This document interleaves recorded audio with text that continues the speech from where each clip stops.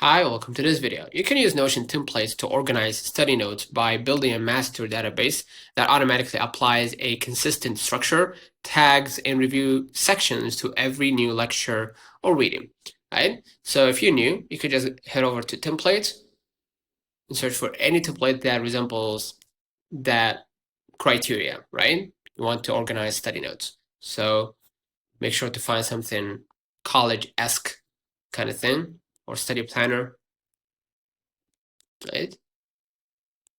And choose one that fits your basically criteria, right? Or you can tell Notion AI here to create basically a study note template, right?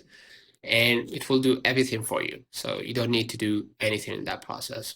But if you prefer a template, again, find something that fits your needs, right?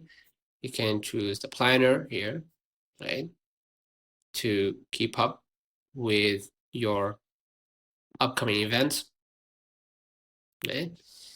And of course here, what you're gonna do on a day-to-day basis, and so much more. So consider liking this video, subscribing, and choose one that fits your needs. And from within, you can go ahead and edit your template to fit it into your study notes or whatever. So till next time, see you.